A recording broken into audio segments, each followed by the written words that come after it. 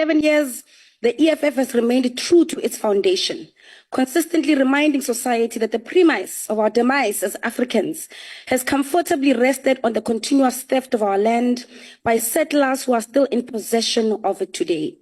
Until this reality is reversed in its fullness, until efforts are put in place to avoid this historical debauchery from ever occurring again, all narratives surrounding the development of this nation on agricultural development and land redistribution remain a lie that is meant to lock our people in perpetual servanthood at the mercy of those who are beneficiaries of land theft crimes.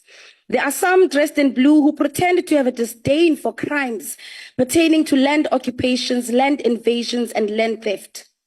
However, in their supposed hatred for this crime, they are content with the land invasions that occurred since 1652. They see no urgency to address the land theft crime of the 1913 Natives Land Act that saw thousands of black families being forcibly removed from their land by the apartheid government. They defend the 1936 Natives Land Trust and Land Act of South Africa today. Perhaps more truth should guide the politics of why they hate the land invasions and occupations of 2013 when the EFF was formed, but defend the land invasions of 1913 led by the apartheid government. They hate the land occupation program of the EFF in Olifantsfontein and Centurion, Louis Hills in Midrand, Whalers Farm in Elandsfontein, off the Golden Highway near El Dorado, Orange Farm, Waterval, Boven, Delmas, Bethel Extension 5, and numerous other progressive land occupation programs of the EFF. However, Ondlebes Kanyilanga, adorned in blue and no educational qualifications, absolutely adore the land invasions that saw the best parts of the Western Cape given to whites only. They love the land invasions in KwaZulu-Natal that saw black people being given rocky lands and the best agricultural land being preserved for white elites. They love and will fight us to the very grave in defense of the land invasions in Gauteng, Limpopo, and Mpumalanga that gave over all the minerals, the gold, manganese, chromium, diamonds, coal, and copper to whites only, whilst the black people are meant to only serve the purpose of dying underneath the belly of the earth as miners. They claim to give us our daily food every day and supposed food security in the agricultural sector, but conveniently forget that 80% of the labor that creates food that we eat in Africa is in actual fact our mothers, black women, whom in the Eastern Cape and Kokama still get paid a packet of cigarettes and a carton of milk after a week's labor worth on our stolen farms. These are the same people who rejected a motion in Parliament calling for Parliament to intervene on the land invasion against the Molefe family in the West Rand by Prestige Park, a land invasion crime committed in 2023. But however, they also feel that an entire generation must pause on its generational mission to recoup stolen land led by the just and all races people loving EFF. You can't love the land invasion of 1936 that was done through the barrel of a gun and hate the peaceful land occupation led by the EFF of Nana's Farm and Mountain City. This essentially means that you are the very thing you accuse us of. You are the ones that are racist. You are the racial dividers who deem black people unworthy of living, farming, and owning the land of their forefathers, whilst you protect the proceeds of colonial and apartheid land theft crimes against humanity. The government of President Ramaphosa in 2024 chose those who loved the land theft of 1913 and rejected us who are reversing land theft crimes since 2013. We will never be ashamed of our land occupation programs. We will always choose justice over crime as the EFF. The color blue represents preserving the land theft of 1913 and 1936, and the color red represents expropriation of all land without compensation for equal redistribution and use. They don't want us to occupy land like their grandfathers who did the same thing, because they know that beneath that land lies minerals that are yet to be uncovered. On that land lies the economic liberty that they enjoy on a daily basis. The EFF's approach to land expropriation without compensation is that all land should be transferred to the ownership and custodianship of the state, in a similar way that all mineral and petroleum resources were transferred to the ownership and custodianship of the state through the Minerals and Petroleum Resources Development Act of 2002.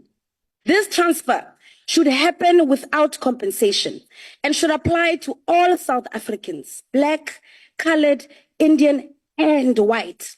Under this legislation, no one should be allowed to own land forever, because those who have money can over time buy huge plots of land and use them for counter-developmental private purposes, such as using agricultural land for game farms.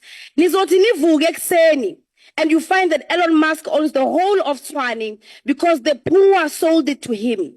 This is why privatization of land, as proposed by the expropriation bill, is a threat to state sovereignty and protection of our people.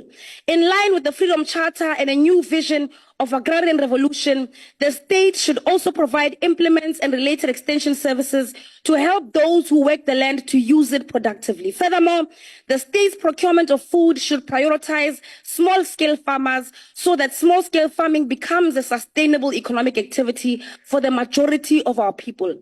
The state must buy more than 50% of the food for hospitals, prisons, schools from small-scale farmers in order to develop small-scale agriculture. To boost sustainable demand domestically, the South African government should pass legislation that all the food bought by the government for hospitals, schools, prisons, and the like should be sourced from small-scale food producers. This in itself will create sustainable economic activity and inspire many young people to go into food production, because there will be income and financial benefits to boost other economic activities out of it. The economy of food production needs a well-structured protection mechanism and subsidies in order to protect jobs and safeguard food security. Most developed and developing nations are actually doing the same. With a clearly defined and well-structured mechanism, South Africa, which is oddly a net importer of food, can realize the development of the food economy in a manner that exceeds Brazil's. This will add to sustainable job creation efforts, not the kind of short-term jobs created through the infrastructure development. This will, of course, require land reform to be expedited and water supplies to be guaranteed for the sustainability of this important sector of the economy. Government must lead a massive program of food production by ensuring that all arable land in South Africa is placed under production. Government must establish and capitalize agricultural development nodes in each of the 9 provinces to increase the quantity and quality of agricultural production in these areas and create 1 million agricultural jobs. If the EFF was government today, we would maximize agricultural productivity and massively invest in agro-processing in all the 9 provinces through the following initiatives. We would maximally build and support the cultivation and agro-processing of citrus products in the Mopani region, the cultivation of agro-processing of tomatoes in Mopani, the cultivation and agro-processing of avocados, bananas, and other products in the Vembe region of the Limpopo province. We would maximally build and support cattle farming and the agro-processing of the resultant products in the Amahlati region, cultivation and agro-processing of maize in the Chris Hani region, tea in the OR Tambo region, cannabis for industrial and medical processing in the OR Tambo and Alfred Nzo regions of the Eastern Cape, and alu products in Amatole and OR Tambo. We would build and support the cultivation and agro-processing of maize and cherries in the Thabo Mofutshane region in the Free State province. We would maximally build and support the cultivation and agro-processing of dry beans, maize, and soybeans in the Gauteng province. We would support the cultivation and agro-processing of potatoes and tomatoes in the Namakwa and Pixley regions, and grapes in the Sianda ZF Mkawu region in the Northern Cape province. The EFF would maximally build and support the cultivation and agro-processing of sugarcane in the eThekwini, Ilembe, and Zululand region, maize in the Umzinyathi and Utugela regions, citrus and bananas in Ugwe and Umkhanyakude regions, cattle farming in the Amatuba, Utugela, and Zululand regions, and timber in Umkhanyakude and Sisonke regions in KwaZulu-Natal province. We would build and support the cultivation of agro-processing of oranges, lychees, bananas, narkis, avocados, macadamia nuts, and mangoes in the Ehlanzeni regions, mangoes and bananas in the Buhlabela region, peaches, plums, and maize in the Nkangala region, and timber and maize in the Garsibanda region in Mpumalanga. The EFF would build and support the cultivation of agro-processing of sunflowers and maize in the Ngaka Modiri Mulema region, cattle and poultry farming in the whole of the Northwest Province, and cattle farming in Taung. We would build and support the cultivation of agro-processing of grapes and onions in the Cape Winelands region, increase the production of wine, cattle and sheep, livestock and grapes in the Central Karoo, West Coast and Overberg regions in the Western Cape Province. The EFF government would also increase the production of potatoes, onions and animal productions in the West Coast region and